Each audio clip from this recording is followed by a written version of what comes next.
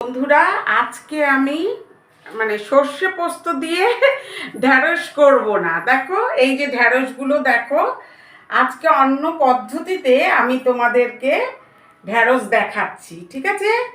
তো কিভাবে করছি তোমরা এবার একটু দেখো, ঠিক আছে? তো এবার আমি কি করলাম, এই দেখো কালো জিরে সোমবার দিলাম, তেল দিলাম, ঠিক আছে? তেল দিলাম, কালো জিরে সোমবার দিলাম, দিয়ে যেই একটু গরম হয়ে আসবে আর একটা শুকনো লঙ্কা আমি দিলাম। তোমাদের ইচ্ছে মতন তোমরা একটা দুটো দেবে। হ্যাঁ, কালো জিরে শুকনো লঙ্কা ফোড়ন দিলাম তেলে, ঠিক আছে?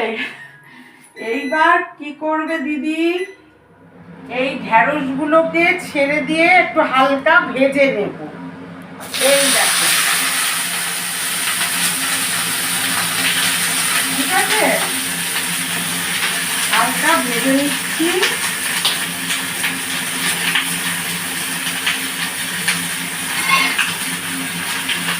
দারুণ হবে খেতে, দেখবে। হ্যাঁ,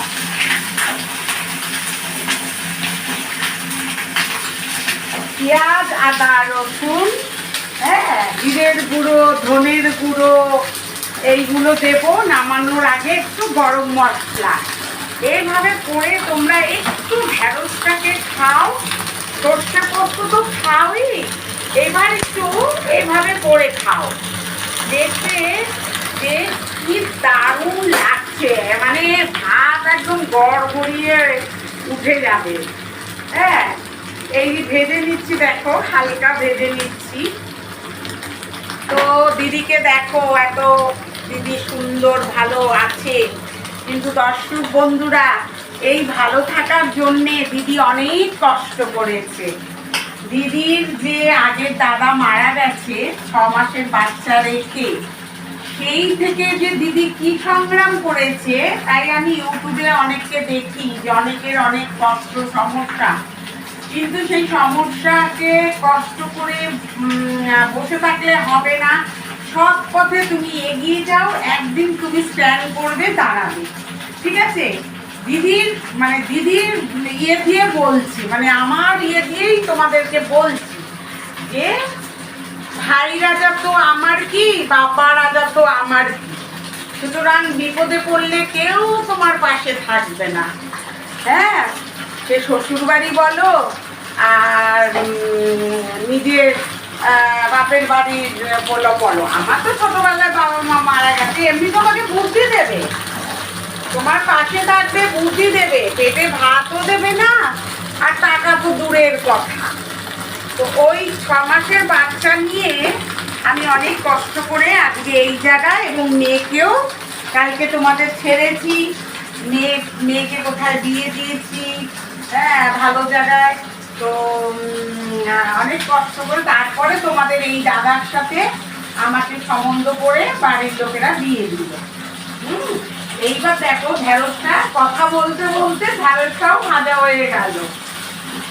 মাঝখানে একটু দুঃখটাও শেয়ার করলাম তোমাদের সাথে, যে ধৈর্য হারাবে না।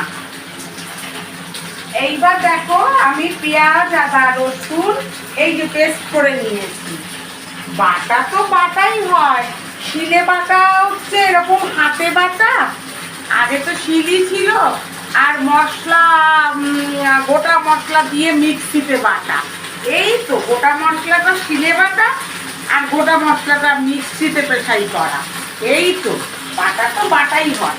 তো আদা রসুন পেঁয়াজটা আমি অল্প অল্প করে দিয়েছি, দিয়ে আমি পেস্ট করে নিয়েছি।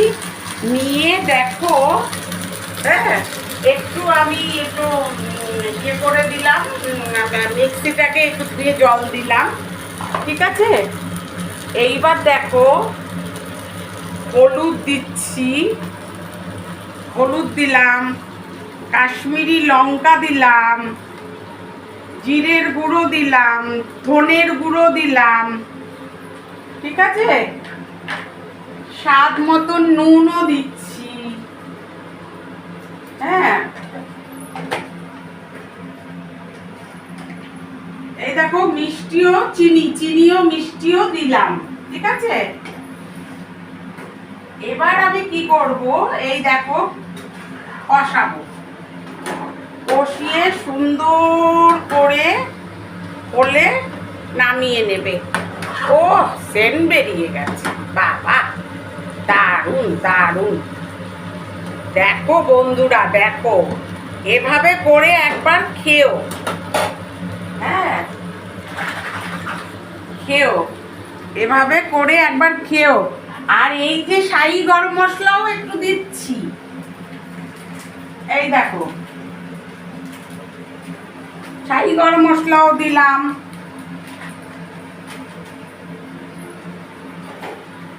তো দিদি কিভাবে করছে দেখে নাও।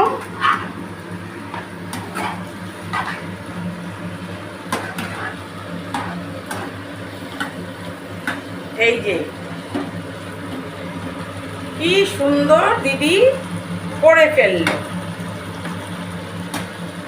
ঠিক আছে, দারুণ দারুণ হয়েও গেল। দেখো কি সুন্দর। ঢ্যাঁড়স করতে তো তোমরা জানোই যে বেশি টাইম লাগে না। তেল ছেড়ে গেছে, দেখো তেল ছেড়ে গেছে, হ্যাঁ তো তেল ছেড়ে গেছে দেখো বন্ধুরা,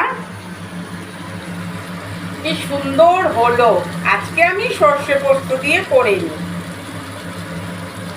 তাহলে কিভাবে করলাম বন্ধুরা এবার দেখো কি সুন্দর হলো, হ্যাঁ কি সুন্দর হলো, দারুণ দারুণ নাইস, খুব ভালো খুব ভালো, গড়গড়িয়ে ভাত চলবে। তো শোনো, যে বয়োজ্যেষ্ঠরা আপনারা, ছোট্ট ছোট্ট ভাই বোনরা, আমার সমবয়সীরা, তোমরা সবাই এইভাবে করবে।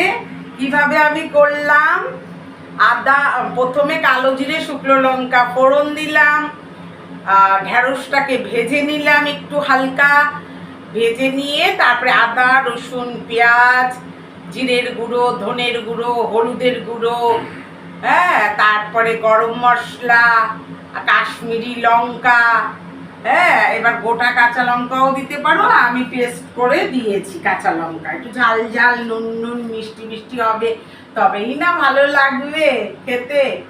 তো আমি এইভাবে করলাম, গরম মশলাও দিয়েছি। তো তোমরা সবাই ঢ্যাঁড়সটাকে এইভাবে একবার করে খেও, দারুণ দারুণ, দেখবে দিদির কথা মনে পড়বে, খুব ভালো হবে।